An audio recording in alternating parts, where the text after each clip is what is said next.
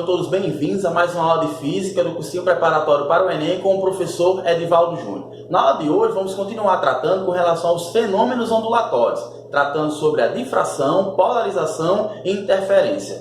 A difração ela corresponde à propriedade que uma onda tem de contornar obstáculos, tendo como consequência a sua mudança na direção de propagação, conforme nós podemos observar. Capacidade que as ondas têm de contornar os obstáculos que possuem a mesma ordem de grandeza em seu comprimento de onda, tendo como consequência a mudança na sua direção de propagação, conforme podemos observar na nossa imagem. Podemos observar aqui que temos as frentes de onda que estão se propagando na mesma direção. Consequentemente, ao contornar esses obstáculos, essas frentes de ondas elas passam a se propagar em direções diferentes. Então, a difração ela corresponde a essa capacidade que a onda tem de contornar os obstáculos, tendo como consequência sua mudança na direção, conforme vamos observar aqui na imagem.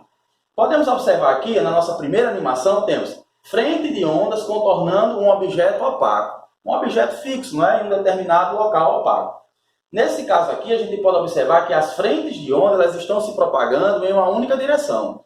No entanto, após contornar, após passar por esse obstáculo, há mudança na direção de propagação dessa onda, conforme podemos observar nessa imagem. Um outro detalhe também que podemos observar nessa situação é que há a reflexão da onda. Ou seja, essas frentes de ondas elas incidem sobre esse objeto opaco e, consequentemente, elas são refletidas, voltando para o mesmo meio de propagação anterior. No entanto, uma outra parcela de frentes de onda elas continuam seu movimento naturalmente. No entanto, ao passar pelo obstáculo, elas vai ocorrer a difração e, consequentemente, elas vai ocorrer a mudança na sua direção de propagação. Vamos ver agora um outro exemplo tratando com relação à difração. Um outro exemplo relacionado à difração é utilizando uma fenda. Temos aqui, frente de ondas passando por uma fenda estreita. Temos dois objetos opacos e entre eles nós temos uma fenda, ou seja, uma abertura, uma passagem para as frentes de onda. Podemos observar que essas frentes de onda, no caso a onda está fazendo seu movimento oscilatório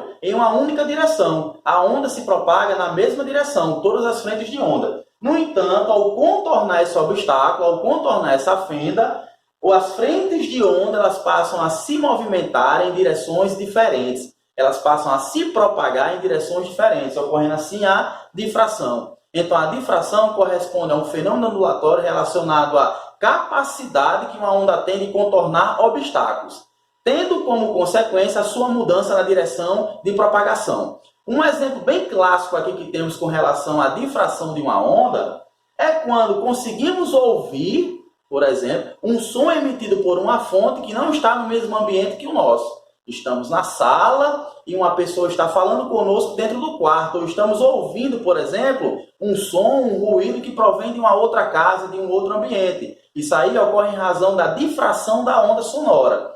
Então, a capacidade que uma onda tem de contornar obstáculos. Então, tratando com relação à difração, que é essa propriedade que as frentes de onda, as ondas têm de contornar esses obstáculos, sejam opacos ou por meio de uma fenda. Um outro fenômeno ondulatório que temos é a polarização de uma onda, ou seja, consiste em orientar essa onda a se propagar em uma única direção.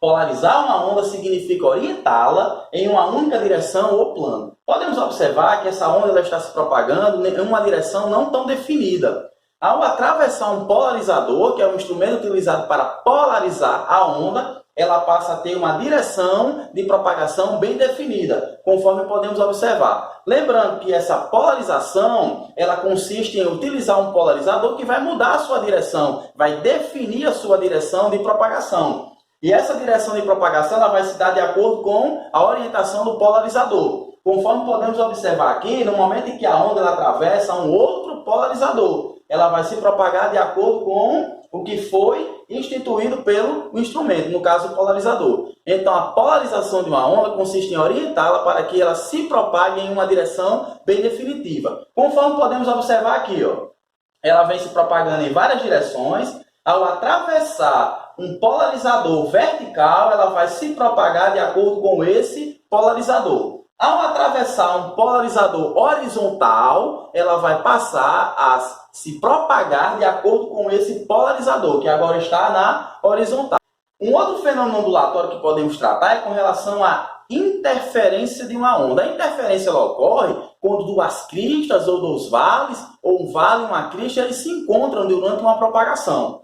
Quando duas ou mais ondas que se propagam num meio que se superpõem, havendo uma soma de suas amplitudes. Pode ocorrer a soma, como também a subtração dessas amplitudes. Conforme a gente pode observar aqui, ó.